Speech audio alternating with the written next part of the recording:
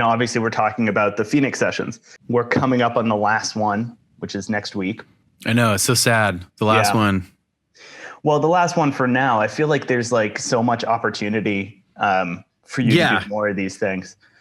They started it in January, right? The first one was in January. So you're almost a year after you learned sort of that the Surviving tour wasn't going to happen. So I guess kind of what was the first thought when you realized you weren't going to be able to tour Surviving? And I don't want to say why did it take so long, but like why is it now a year later that we've got these great live performances coming from you guys? Yeah, I keep a running tally of our gigs during our album cycle, and usually it gets up to about 120 to 180. Yeah, depending on whatever kind of opportunities come our way. And I had to stop counting at 27 for our Surviving start, which is kind of a bummer. So not a lot of people got a chance to see that in person. Mm-hmm. And there were some songs we never got around to playing in those first 27 gigs because, the record had just come out, or we were playing before the record came out. And it always sucks to go see a band play just all new songs. We know that as an audience member, we know that sucks. So we just would cycle in maybe 4 new songs a night. So there was a lot of material we just never got a chance to play for people. Mm-hmm. And doing these Phoenix session concert films was in a way that we could, I guess just selfishly put that out there. And for anyone that might have discovered Surviving and found something they can relate to in those songs, it's an opportunity to see us perform them. We don't know when we're going to get a chance to do the in-person thing again. So it's what we can do, making the best of it now.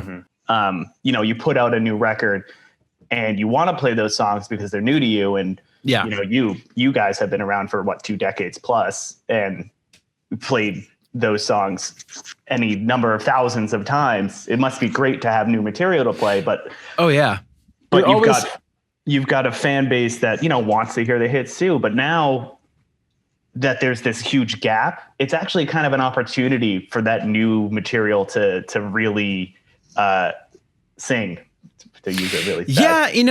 It's funny how, at least with me, when I get a record that I like for the first time, it does take a minute to really build those associations that become important to you. So maybe, it's like the slightly older material that was our newest record will be maybe more meaningful to people by the time we actually get around to playing it for anybody. Because I've had a chance to kind of breathe with it and live with it and grow. And, ironically, it's called Surviving, and this is a global pandemic. It's kind of a strange coincidence there, but, terrible serendipity. Yeah. It's just, yeah. We wanted to put out Surviving because that was, it's our newest album. And like I said, we didn't get a chance to perform for very many people in person. And Clarity is kind of an old school fan favorite, and Futures is a more,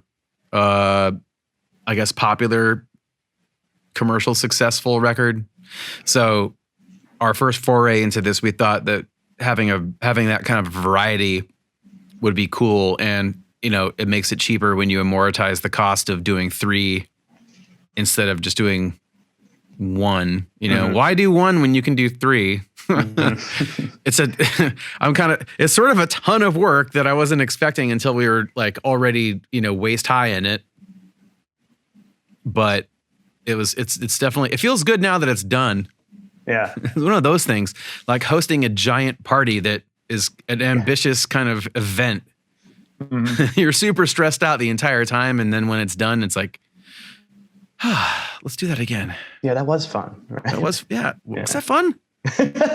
What happened? Was that fun? I think it was fun. Have you actually watched? Because I'm assuming you recorded these things well before they aired, right? Because first of all, I noticed that you call them concert films. Yes. Which is a different tactic than a lot of people take. And I think it's the right one. And it's because it's not live. It's not a live stream. It's live. It's streaming, but it's not live. Like, it's funny how everything is just called live stream now. It's like, no, it's like 2 years from now, we're going to be referring to like video, like your content as live stream when there's nothing to do with live or streaming. It happens to appear on the internet and it's content. Yeah. It's live stream. No, it's a concert film. It's like, throw out the idea. I mean, what was really exciting about doing these was it's not a show. So forget about the idea that it has to conform to what a show looks like. It's not band versus audience setup, like what a stage would look like. So in that, like, what can you do that's cool? Where's the opportunity in that to do something that you wouldn't be able to pull off on a like a stage production kind of setup. Right. So you can do wacky projection stuff on wall. First off, you don't have to be on stage. You don't have to be in a venue. Anywhere that has a power outlet, you can set up cameras. Like whatever it looks like. It's like making a live music video, like a music video that's shot where what you're seeing is what you're hearing, and there's no rules except what you can imagine, really. So that must be a little bit freeing too, because we've seen these things done a bunch of different ways. I can't remember the name of the band, but somebody like rented out an actual stadium venue, put in like a huge full live production, and then you have people just doing it in their bedrooms, and then you have like the NPR Tiny Desk Home concerts, which have gotten really interesting in different venues and attics and small little spaces. But one of the things I keep seeing is that a lot of it is band in a line and camera that way, and they're playing towards camera, but it's still set up almost like a stage. But you guys went in. You guys kind of played in round almost. Yeah, I just think like it feels cold to me when I see things like that where it's band versus audience and there's no audience or socially distanced audience. Like that's not cool. I'll take it if that's the only thing that's there, but it's not. I just think it's a missed opportunity. It's like, so don't try to, like, our idea was like, don't even try to replicate what a live show looks like. And, like us feeding back on what each other is doing might be, I mean, we're the only people that are there. So it's like, might as well like, kind of rip off each other really, instead of like, trying to get that connection with a listener. Because it's like, you're waiting for that feedback to come at you from what you're performing for somebody, but there's nobody there. So it's just like, I don't know if this is any good. I'm just putting this out there to the void, and it feels weird, but like if you're setting up like in a semicircle or a complete circle, like you can at least like play off each other and like kind of build something together that way. And I think that in the end, I think that looks cooler too. But I'd also imagine it gives you some time to perfect some things. Like, I don't know, how many takes would you do like per album, per we song? We would only repeat something if there was like a camera mess up or something happened, technical issues. But we kind of just cruised through everything as fast as we could. How many days did it take? That's more of a curious for myself question than. It took, we shot Clarity one day, and then we shot Surviving and Futures on another day. Wow. That seems a lot. It was a lot. 2 albums. Yeah. We were hoping to spread it out to like, it'd be a day a shoot, but we ended up with some COVID issues came up. Oh, that's a shame. And we had to compress things. Yeah. It's rock and roll, man. Nothing happens exactly the way you plan it. Especially nowadays. Nothing is happening the way we plan it. So no, just kind of going with it. I mean, it is funny because people are, even a year into this, people are still learning how to do this stuff. Yeah. Like people are still figuring out their best ways. I think like the things that work from that people are discovering now, I don't see why that can't continue. Like, I think it would be great to outfit your workspace with a decent camera setup, because why wouldn't you want to communicate directly with your fans and shoot something cool?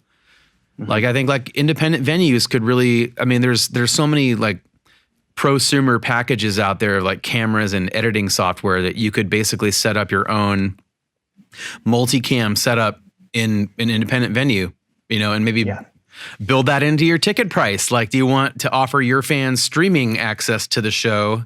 We provide you with a multicam shoot and, mix the audio. Like, why can't you do that? Like, I think there's opportunities here that are exciting, but you got to be looking for them instead of just being bummed out on how it's not the same. I do not think that live streaming is going to disappear when venues reopen.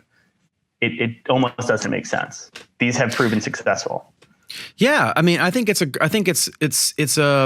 great thing for a band like us, where we have albums and projects that we've worked on that are hitting kind of important milestone anniversaries. And does it really make sense to tour on that? I don't know. Maybe not. Maybe it's just we put together a really cool looking concert film or actual live stream of it, and, celebrate it with the fans that want to come check it out. But we don't have to, spend a month on tour and burning live markets when we could be promoting like our new album or something else. Yeah. And it's like, that's a great example of that. Like, you can perform an album that is like 20 years old. And like Bleed American turns 20. Yeah, like Bleed American or Static Prevails, or any of our albums. Integrity Blues turns 5. Like, maybe a 5-year tour isn't a thing. I think a 5-year tour is kind of like that's pushing it a little bit. Right. Like, I don't know. So maybe like, maybe all right, man. Well, come see your show. It's only been 5 years, though. I don't know. But there's an opportunity there to do like a little live stream thing, right? Like you're saying. Yeah. Yeah. Yeah. I think like people are, like I said, people are still figuring it out, and I think over time, like, it's just going to get more refined, and people are just going to get used to it being a thing. Like, it might be something you just start to expect when a band puts out an album, that you're going to have an opportunity to watch them perform it in full as just part of like what people do, which is cool. I think, like, I would hope that there's like a group of like punk rock kids now that are like getting into DIY, video production. I guess that's the case now, but I mean, like, you have like punk rock sound people who kind of work their way up and end up, running sound at a venue and then make friends with the band. And then now you're a live engineer. Like, there's gotta be people out there right now that are doing that with like video and multicam kind of shoots. Sure. Speaking, jumping back a little bit about how you have 3 records that turn, landmark this year: Static Prevails, Bleed American, and Integrity Blues, as landmark as 5 years can be. But none of those made the cut for Phoenix Sessions.